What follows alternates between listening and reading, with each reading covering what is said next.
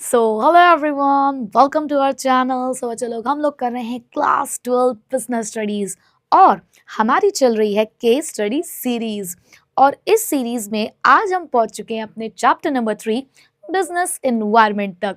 तो बच्चों, 2 चैप्टर की केस स्टडीज हम लोग सॉल्व कर चुके हैं एंड आई होप कि मेरे कराने के बाद आप लोगों ने भी बहुत सारी केस स्टडीज सॉल्व की होंगी और बहुत ही बढ़िया तरीके से आप उनको सॉल्व कर पा रहे होगे।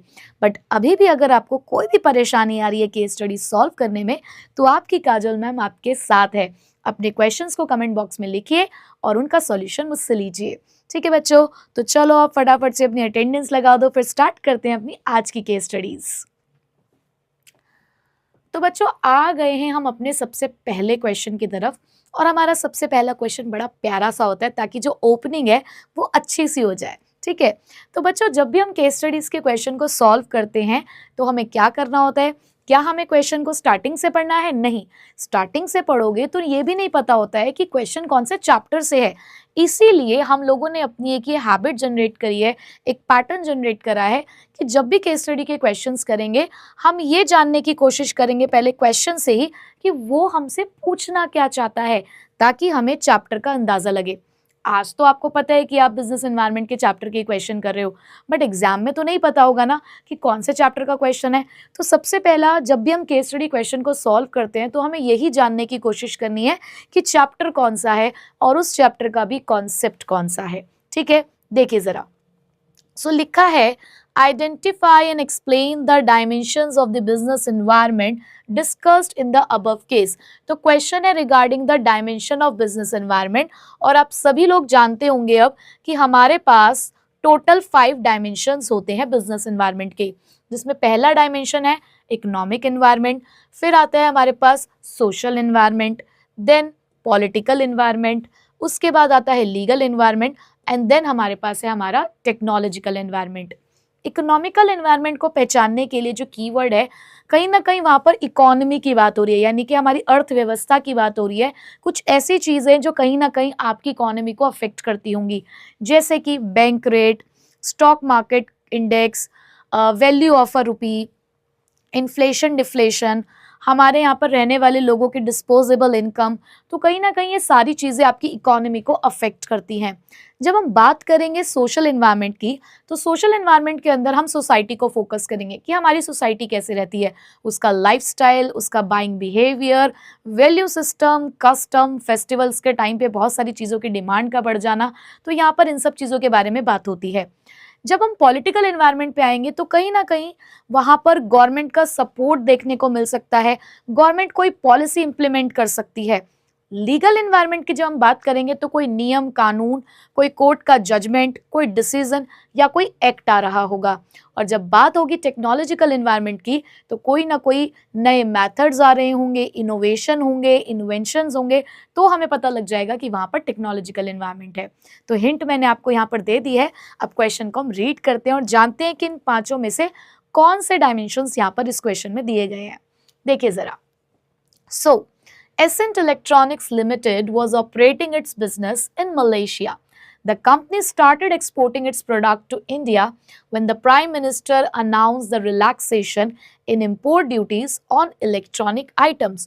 तो कहीं ना कहीं मुझे यहाँ पर एक चीज समझ में आई। यहाँ वो बोल रहे हैं that the company started exporting its product to India, कि कंपनी ने इंडिया में प्रोडक्ट्स जो है एक्सपोर्ट करने स्टार्ट किए। कब? लेकिन ये इम्पैक्ट हुआ किसकी वजह से? When the Prime Minister announced the relaxation in import duties on electronic items, जब प्राइम मिनिस्टर ने इंपोर्ट ड्यूटीज के ऊपर कुछ रिलैक्सेशन किया तब ये काम होना शुरू हुआ। तो बेटा यहाँ पर गवर्नमेंट की बात हो रही है। गवर्नमेंट कहीं ना कहीं सपोर्ट दिखा रही है अपना किसी एक पर्टिकुलर कह सकते हो बिजनेस के टूवर्ड्स, कि वहाँ पर वो आप लोगों से जो इम्पोर्ट ड्यूटीज चार्ज करती है उसमें रिलैक्सेशन दे रही है।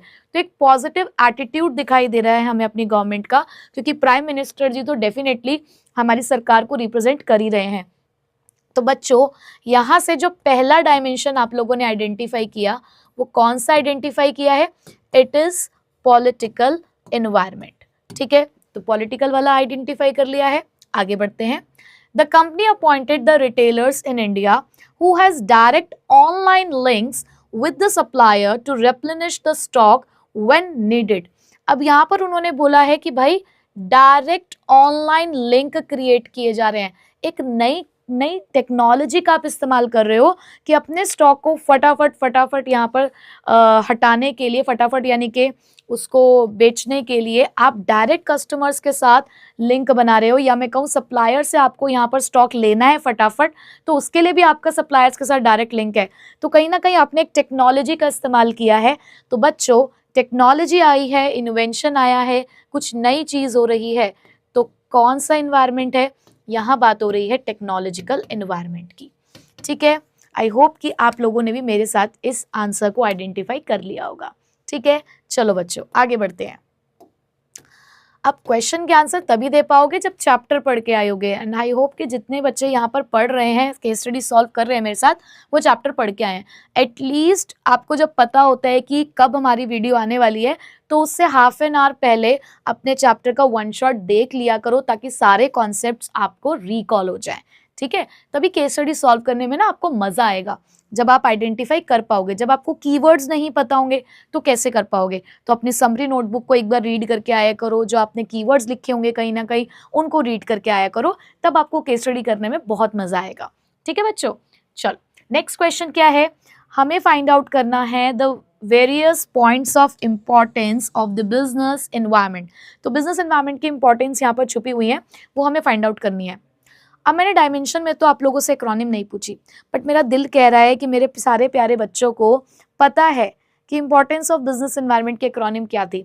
तो अभी वीडियो को स्टॉप करो, पहले एक्रोनिम को याद करो, कमेंट बॉक्स में फटाफट से सारे पॉइंट्स लिख डालो, क्योंकि मैं आपको हमेशा कहती हूँ कि हमें रिवीजन भी करना है, हमें इसकी प्रैक्टिस भी करनी है, हमें साथ साथ अपने चैप्टर को रिवाइज भी करना है। हम जितनी बार लिखेंगे ना बच्चे, उतनी बार ही वो चीज़ें आपके माइंड में स्टोर होती जाएंगी।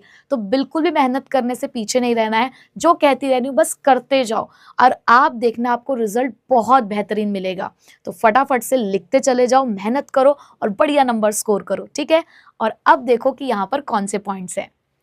तो बच्चों ABCDE देखो, अब ये तुम्हें ABCDE सिखा रहे हैं। तो ABCDE Limited has opened a customized shoe business in 23 cities. The organization has done a lot of research on the nature of business environment in which it is doing business. The market has fragmented as there are many players. Brand loyalty of the customers keep on changing and the customers are more demanding and there is a intense competition in the market. तो यहाँ से कुछ समझ आ रहा है मुझे, बहुत अच्छी सी लाइन यहाँ पर मुझे नजर आई कि पहले तो एक कंपनी है जिसने कस्टमाइज शू बिजनेस स्टार्ट किया है 23 सिटीज के अंदर। उसके बाद ऑर्गेनाइजेशन ने बहुत ज़्यादा रिसर्च किया अपने बिजनेस एनवायरनमेंट के बारे में, जिस भी बिजनेस एनवायरनमेंट में वो काम करते हैं, तो उसको उन्होंने पूरी तरीके से स्टडी किया। स्टडी करने के बाद ये समझ आया कि बहुत सारे कॉम्पिटिटर्स हैं मार्केट के अंदर, जो कस्टमर्स हैं उनकी जो लॉयल्टीज़ हैं वो चेंज होती रहती हैं ब्रांड के लिए। कस्टमर अब बहुत ज़्यादा डिमांडिंग हो गया और बहुत कॉम्पिटिशन है मार्केट के अंदर। तो भाई यहाँ पर बहुत सारी चीज़ें हो रही हैं, बहुत सारे बदलाव हो रहे हैं। तो अगर आपको सक्सेसफुल होना है तो आपको क्या करना पड़ेगा बच्चे? यहाँ पे कौन सी इंपॉर्टेंस आपको याद आई है? मैं इसलिए टाइम लगा रही हूँ ताकि मुझसे पहले तुम लिख दो, ताकि ये ना हो कि भाई हम तो बताने वाले थे, मैम ने पहले बता दिया। तो यहाँ से आई थिंक आप कीवर्ड्स पहचान पाए होंगे, और ये वही लाइन्स हैं जो हम लोगों ने पढ़ी हैं, और करेक्ट आंसर है कॉपिंग विद द रैपिड चेंजेस, कि बदलते हुए चेंजेस के साथ हमें कदम से कदम मिलाना है, तभी सक्सेसफुल हो पाएंगे। तो इन लाइन से हम लोगों ने पहली इंपॉर्टेंस तो आइडेंटिफाई कर ली है। आगे बढ़ते हैं। Every week on Saturday the directors sit for a meeting and decide the future course of action. हर सैटरडे को बैठते हैं और फ्यूचर कोर्स ऑफ एक्शन को डिसाइड करते हैं, and they rely on their surveys and the past performance of the companies to achieve the policy making and decision and deciding the future course of action. Saturday को बैठते हैं, आगे की planning करते हैं और उसी के बेसिस पर पॉलिसीज बनाते हैं अपने फ्यूचर कोर्स ऑफ एक्शन के लिए। तो क्या कर रहे हैं यहाँ पे? क्या कर रहे हैं? प्लानिंग कर रहे हैं, पॉलिसी बना रहे हैं। और ये कैसे बना पा रहे हैं? अपने बिजनेस एनवायरनमेंट को देखकर ही तो बना पा रहे हैं ना। तो बेटा कौन सी वाली इंपॉर्टेंस है यहाँ पे? कौन सी वाली बताओ? Assisting in business environment helps in assisting इन, लिख दो तुम लोग भी मेरे साथ साथ, इससे पहले कि मैं लिखूं तुम लिख दो, assisting in planning and policy,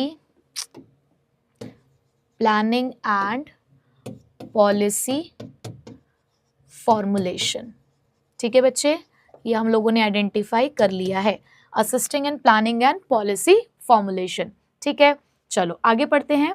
The company devotes its lot of time in understanding the external environment. With all the research, the company has realized that the business environment does tend to have a lot of impact on the organization, so it is necessary to continuously monitor it.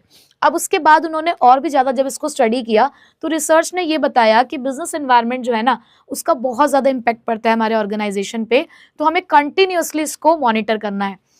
ये जो last के words हैं ये keywords हैं और कहीं ना कहीं ये आप लोगों ने पढ़े होंगे। याद करो कि कॉन्टिन्यूसली मॉनिटर करना है बिजनेस एनवायरनमेंट को, तभी वो कंपनी लंबे समय तक मार्केट में टिक पाएगी। तो बताइए कौन सा है यहाँ पर? Yes, it helps in improving performance. तो यहाँ पर पॉइंट निकल कर आया कौन से वाला बेटा? Improving performance. ठीक है, चलो जी, तो 3 इंपॉर्टेंस मुझे यहाँ पर दिखी, मैंने यहाँ पर उसको आइडेंटिफाई कर दिया है। लाइंस भी आप सभी लोगों के साथ मैंने कोट कर दी हैं। ठीक है, तो इन केस अगर वो लाइंस कोट करने के लिए कहते तो वो भी लिख देते। अब मेरे प्यारे बच्चे हो ना तुम, तो इस साथ साथ एक काम और करना कि एक एक लाइन का अगर आप इसका एक्सप्लेनेशन दे सकते हो या 2 लाइंस में एक्सप्लेनेशन दे सकते हो तो वो भी साथ साथ लिख लेना, ताकि आपकी और भी ज़्यादा प्रैक्टिस हो जाए। क्योंकि हमें नहीं पता ना कि वहाँ इसका केस स्टडी का क्वेश्चन आएगा या डायरेक्ट, तो हम तो दोनों चीज़ों के लिए प्रिपेयर कर रहे हैं ना। तो केस स्टडी सॉल्व कर ली है, एक्सप्लेनेशन अगर लिख दोगे तो साथ में उस चीज़ की भी आपकी प्रैक्टिस हो जाएगी। कमेंट बॉक्स में एक्सप्लेनेशन नहीं लिख पा रहे हो तो कोई बात नहीं, अपने साथ अपना एक रजिस्टर रखिए और उसमें एक्सप्लेनेशन लिख लीजिए। ठीक है, तो इससे क्या होगा ना, बहुत अच्छे से आपका चैप्टर प्रिपेयर हो जाएगा। चलो बच्चों आगे बढ़ते हैं। नेक्स्ट क्वेश्चन में फिर से बच्चों मुझे दिखाई दे रहा है कि वो हमसे डायमेंशंस ही पूछना चाह रहे हैं। तो चलिए पढ़ते हैं क्वेश्चन को कि क्या है। सो for the last few years, companies in India are looking at organized retailing as a good opportunity. In accordance with this view, several companies have planned to enter the environment. Government too is fully supporting this approach. तो पिछले कुछ सालों से company जो है India की वो organise retailing को एक अच्छी अपॉर्चुनिटी की तरह देख रहे हैं, और इन्हीं चीज़ों को ध्यान में रखते हुए बहुत सारी कंपनीज जो हैं उन्होंने प्लान किया है कि वो इस बिजनेस में एंटर करेंगे, और गवर्नमेंट भी इस चीज़ को पूरी तरीके से सपोर्ट कर रही है। तो भाई सरकार की बात हो गई है, और सरकार की जहाँ बात होगी वहाँ पर कौन सा इन्वायरमेंट आता है बच्चों? वहाँ आता है हमारा पॉलिटिकल इन्वायरमेंट, क्योंकि पॉलिटिक्स तो हमारी सरकार ही कर सकती है ना। चलो आगे बढ़ते हैं। The main reason for the attraction of the companies to this approach is the increase in the income of the people. और ये जो हम इतना ज़्यादा अट्रैक्ट हो रहे हैं, कंपनीज जो इतनी ज़्यादा अट्रैक्ट हो रही हैं इस अप्रोच के टूवर्ड्स, वो ये है कि इससे लोगों की इनकम बढ़ रही है। लोगों की इनकम बढ़ना, जितने ज़्यादा हमारे देश में रहने वाले लोगों की इनकम बढ़ेगी, हमारे देश का डेवलपमेंट होगा, देश इकोनॉमी हमारी अर्थव्यवस्था बदलेगी, उसकी ग्रोथ, उसका डेवलपमेंट होगा। तो बेटा जब यहाँ पर हमारी इकोनॉमी की बात हो गई है, उसमें रहने वाले लोगों की बात हो गई है, उनकी इनकम की बात हो गई है, तो यहाँ बात हो रही है इकोनॉमिक एनवायरनमेंट की। ठीक है, लाइंस मैंने कोट कर दी हैं। Besides there have taken place a big change in buying attitude of the people for the last few years. अब लोगों ने भी ना अपना ट्रेंड चेंज कर दिया, अपना एटीट्यूड चेंज कर दिया, उनका बाइंग एटीट्यूड चेंज हो रहा है। तो buying attitude of the people, social trend कह सकते हो आप इसे। तो यहाँ पर किस चीज़ के बारे में बात हो रही है बच्चे? यहाँ बात हो रही है सोशल एनवायरनमेंट के बारे में। Now the people want better quality products even if they have to pay more money for them. तो ये इसी चीज़ के बारे में ही कह रहा है कि अब वो क्वालिटी प्रोडक्ट्स खरीदना चाहते हैं, चाहे उन्हें पैसा ज़्यादा ही क्यों ना देना पड़े। So the organised retailing is competent to fulfil this desire of the people. तो यहाँ पर वो लोगों की इसी इच्छा को पूरा करने की कोशिश कर रहे हैं। तो 3 डायमेंशंस मुझे यहाँ पे मिले, लाइंस मैंने आप लोग के साथ यहाँ पर कोट कर दी हैं। आई होप कि आप लोग भी इसको कर पाएंगे। तो इसकी भी थोड़ी थोड़ी सी एक्सप्लेनेशन आप लोग लिख देंगे तो बहुत अच्छा होगा। ठीक है, चलो आगे बढ़ते हैं। नेक्स्ट, हाँ जी बच्चों, तो नेक्स्ट आया है हमारे पास अब क्वेश्चन।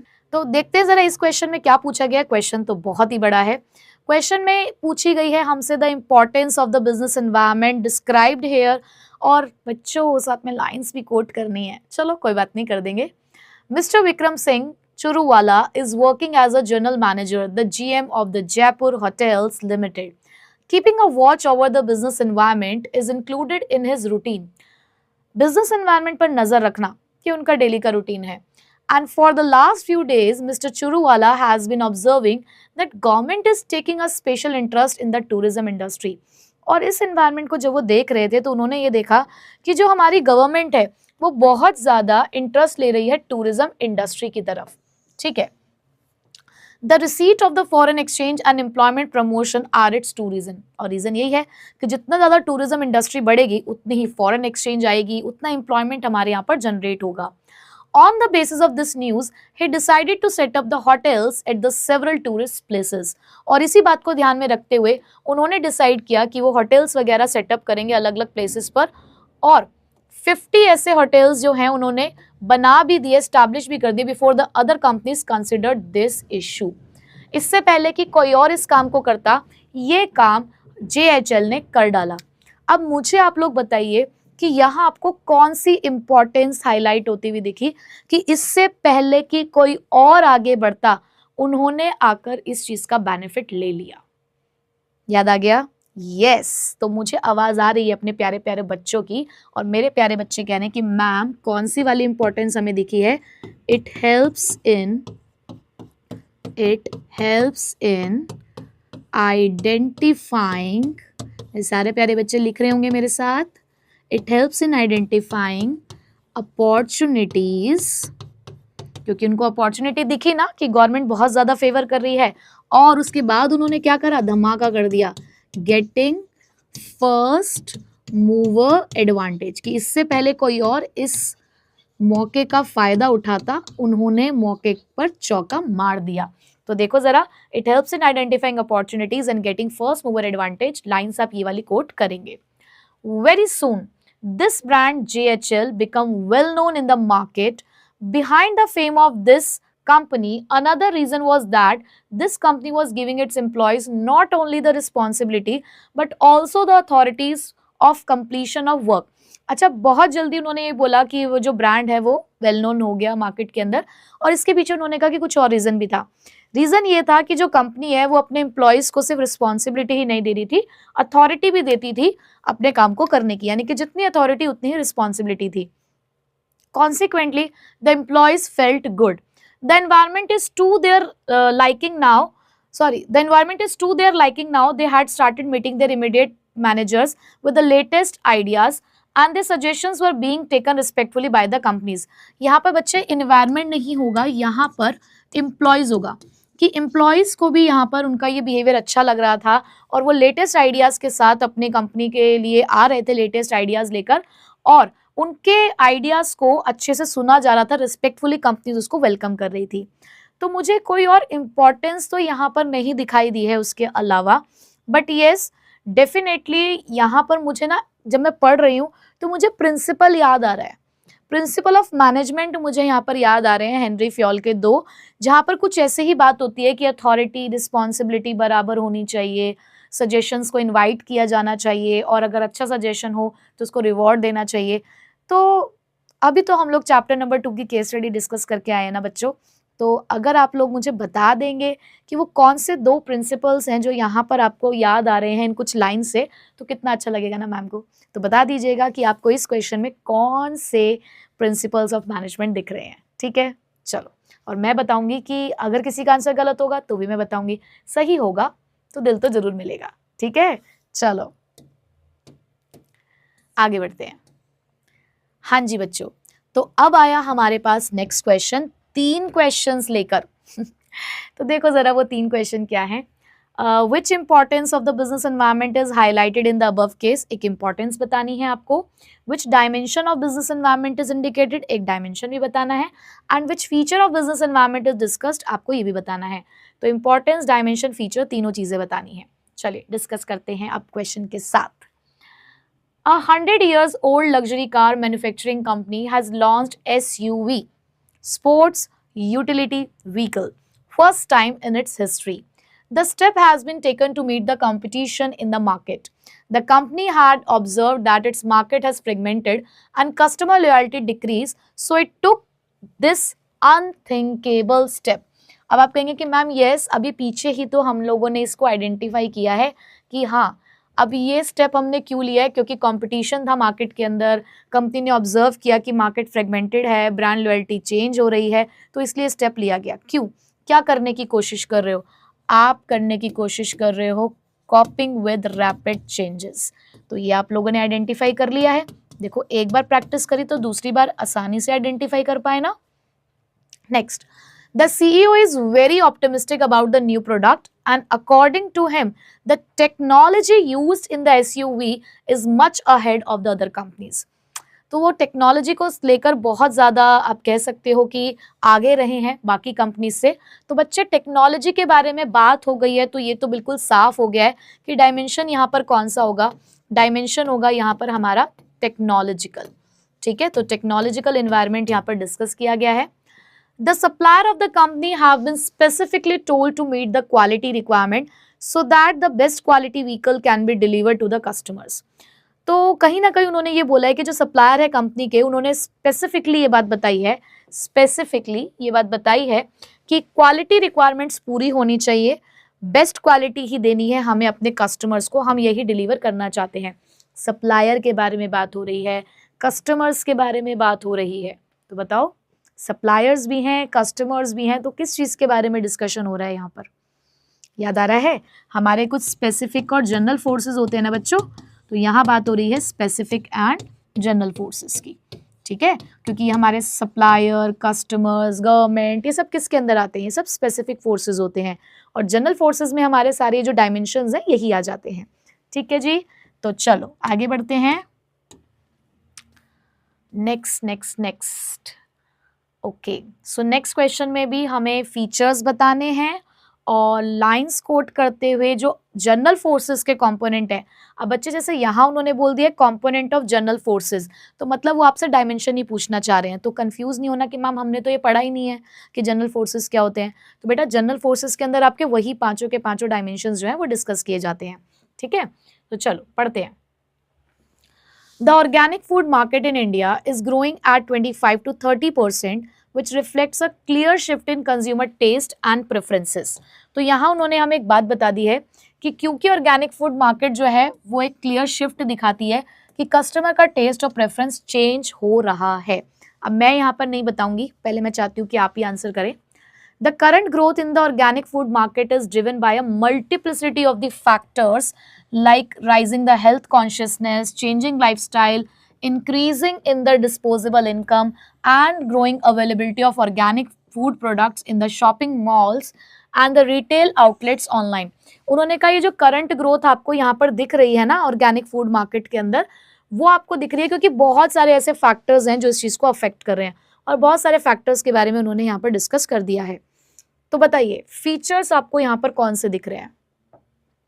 जब ऊपर बात हुई कि 25 to 30% लोग एक क्लियर शिफ्ट दिखा रहे हैं कंज्यूमर के टेस्ट और प्रेफरेंस के बारे में। तो बच्चे, जब चेंज के बारे में बात होती है ना, तो चेंज हमेशा लेकर आता है डायनामिक। मैंने हमेशा आपको बोला है कि जब एग्जिस्टिंग ऑपरेशंस में आप चेंज देखने को मिले आपको, तो it is related to dynamic, बदलाव डायनामिक को रिप्रेजेंट करता है। अब आपको ये दिख रहा है कि करंट ग्रोथ जो है वो बहुत सारे फैक्टर्स की वजह से, मतलब बहुत कुछ आपको यहाँ पर देखने को मिल रहा है। तो कहीं ना कहीं बच्चे यहाँ पर कॉम्प्लेक्सिटी भी है। ठीक है, क्या है यहाँ पर? कॉम्प्लेक्सिटी भी है, और एक चीज का इफेक्ट दूसरी चीज पर भी आपको यहाँ पे पड़ता हुआ दिख रहा है। जैसे कि वो बोल रहे हैं कि हेल्थ कॉन्शियसनेस बढ़ रही है, लाइफस्टाइल चेंज हो रहा है, जिसकी वजह से डिस्पोजेबल इनकम बढ़ गई है ना। मतलब एक सोशल एनवायरनमेंट में चेंज हुआ, उसकी वजह से इकोनॉमिक एनवायरनमेंट में हमारे यहाँ पर चेंजेस आ रहे हैं, और उसी की वजह से हम टेक्नोलॉजिकल एनवायरनमेंट को यहाँ पर लेकर आ रहे हैं। तो कहीं ना कहीं यहाँ पर इंटर रिलेटेडनेस भी है। ठीक है, इंटर रिलेटेडनेस। तो ये 3 फीचर्स हैं जो यहाँ पर हाईलाइट हो रहे हैं। अब उन्होंने बोला है लाइन्स कोट करनी है सिर्फ और सिर्फ आपको कंपोनेंट्स के लिए। तो अगर लाइन कोट्स करने की ही बात है बच्चे, तो यहाँ आपको क्या दिख रहा है कि कौन से इन्वायरमेंट आपको दिख रहे हैं? जब क्लियर शिफ्ट दिख रही है कस्टमर का टेस्ट और प्रेफरेंस, तो कस्टमर का टेस्ट और प्रेफरेंस सोशल एनवायरनमेंट को रिप्रेजेंट करता है, ठीक है। और बहुत सारे यहाँ पे लाइफस्टाइल वगैरह के बारे में भी यहाँ बात हुई है। उसके बाद जब उन्होंने बोला कि इंक्रीज इन डिस्पोजेबल इनकम है, अवेलेबिलिटी आ रही है फूड प्रोडक्ट्स की, तो यहाँ पर बात हुई बच्चे इकोनॉमिक एनवायरनमेंट की, ठीक है। और जब बात हुई ऑनलाइन रिटेल आउटलेट्स की, यहाँ पे ऑनलाइन चीज़ों के बारे में बात हो रही है, तो यहाँ हमें देखने को मिल रहा है टेक्नोलॉजिकल एनवायरनमेंट, ठीक है। तो ये 3 हमारे जनरल फोर्सेस के कंपोनेंट है जो यहाँ डिस्कस किए गए हैं। क्वेश्चन कितना छोटा है लेकिन उसके अंदर देखो कितनी सारी चीज़ें छुपी हुई हैं, ठीक है। तो बहुत ध्यान से आपको इन सब चीज़ों को पढ़ना है। नेक्स्ट, चलो भाई चलो चलो चलो, बड़ा लंबा चौड़ा क्वेश्चन है और आपको पता है आखिरी क्वेश्चन है, इसीलिए तो बड़ा है। अब क्या क्या करना है, आइडेंटिफाई करना है, स्टेट करना है the component of business environment. बच्चे जब भी कंपोनेंट पूछेंगे तो आपको डायमेंशन बताना है, ठीक है, 2 फीचर्स बताने हैं और 2 पॉइंट ऑफ इंपॉर्टेंस बताने हैं और सब कुछ यहीं से बताना है, ठीक है। कोई बात नहीं, बता देंगे भाई, जो जो पूछोगे वो सब बता देंगे। तो लिखा है Naman and Govind after finishing their graduation under the vocational stream decided to start their own travel agencies which will book the railway tickets and air tickets on commission basis. They also thoughtful of the providing tickets with 10 minutes through the use of internet. लो जी, उन्होंने कहा कि internet की मदद से 10 minute के अंदर अंदर ticket provide कर भी देंगे, 10 मिनट के अंदर अंदर टिकट प्रोवाइड कर देंगे इंटरनेट की मदद से। आ गई नई बात, तो टेक्नोलॉजिकल एनवायरनमेंट है, पहचान लिया है। They discussed the idea with their professor, Mr. Mehta, who liked the idea and suggested them to first analyze the business environment, which consists of the investor, competitors, and other forces like social, political, etc., that may affect their business directly or indirectly. भाई वाह, उन्होंने कहा analyse करो पहले business environment को, क्योंकि इसके अंदर बहुत सारे फोर्सेस हैं, कुछ इन्वेस्टर्स, कंपिटिटर्स हैं, तो कुछ हमारे पास सोशल और पॉलिटिकल हैं जो आपके बिजनेस की परफॉर्मेंस को डायरेक्टली और इनडायरेक्टली अफेक्ट करता है। याद करो, डायरेक्टली और इनडायरेक्टली अफेक्ट करता है। कौन सा फीचर है बच्चे, it is general and specific forces, ठीक है, या स्पेसिफिक एंड जनरल फोर्सेस, जैसे भी आपने इसको याद किया हो। उसके बाद he further told them about the technological improvement and shift in the consumer preferences that were taking place, and hence they should be aware of the environment trends and changes that may hinder their business performance. तो बच्चों यहाँ पर ऊपर ऊपर की तरफ अगर मैं देखूं, अभी हिंडर वाली लाइन ना भी पढ़ूं, तो जब यहाँ बात हो गई है कि शिफ्ट हो रहा है कंज्यूमर प्रेफरेंसेस में, टेक्नोलॉजिकल इंप्रूवमेंट्स आ रहे हैं, तो चेंज के बारे में बात हुई ना फिर से कि कस्टमर का प्रेफरेंस चेंज हो रहा है, कस्टमर का टेस्ट चेंज हो रहा है, और अभी पीछे ही पढ़ के आए हो इसे। तो यहाँ किस चीज़ के बारे में बात हो रही है, dynamic nature of business environment. Features तो पहचान लिए, अब बारी आती है इंपॉर्टेंस की, तो मिली ही नहीं है अब तक, चलो ढूंढते हैं। तो बच्चों यहाँ उन्होंने लिखा है कि आपको इस बारे में भी ध्यान देना है कि अवेयर रहो मार्केट के अंदर जो चेंजेस हो रहे हैं, ऐसे चेंजेस दैट में hinder the business performance. Please इस वर्ड पे ध्यान दीजिए, hinder the business performance, business performance को खराब कर सकते हैं, नेगेटिव एक्सटर्नल ट्रेंड है। क्या है ये आपके लिए, खतरा है, खतरा। तो क्या बताया इसमें हमें, helps in identifying threats and act as a early warning signal. ये वाला हमने पॉइंट आइडेंटिफाई कर लिया कि it helps in identifying the threat and act as a early warning signal. आगे बढ़ते हैं। It emphasized on making the plans, keeping in view the threats and posed by the competitors so that they can deal with the situation effectively. This alignment of the business operation with the business environment will result in better performance. बहुत clear है, 2 मुझे तो दिख रही हैं यहाँ पे।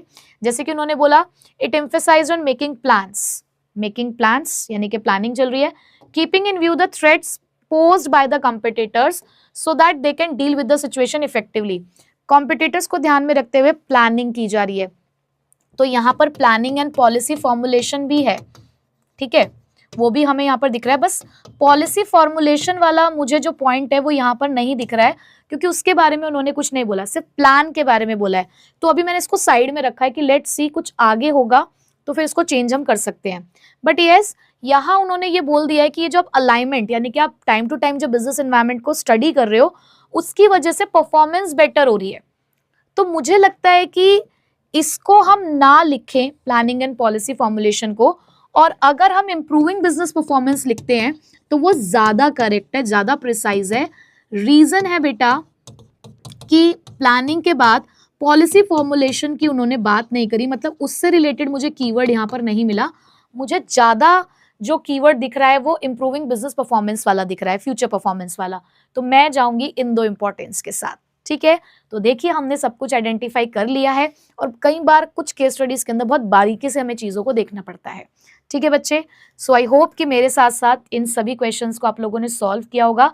किसी किसी का सॉल्व हो गया होगा, किसी का सॉल्व नहीं भी होगा, तो परेशान होने की वाली बिल्कुल भी बात नहीं है। धीरे धीरे करके आप लोग मास्टर हो जाएंगे, तो आपकी भी मास्टरी केस स्टडीज में डेफिनेटली हो जाएगी। तो बच्चों, मुझे बताना कितनी केस स्टडीज आपकी यहाँ पर सही रही, और इसके बाद आप लोगों को अपनी बुक में से भर भर के क्वेश्चंस को प्रैक्टिस करना है। प्रॉब्लम आए तो मैम से पूछना है। ठीक है, तो चलिए अपनी तैयारी करते रहिए। मिलूंगी अब आपसे मैं नेक्स्ट वीडियो में नेक्स्ट चैप्टर के साथ। So till then take care, bye bye.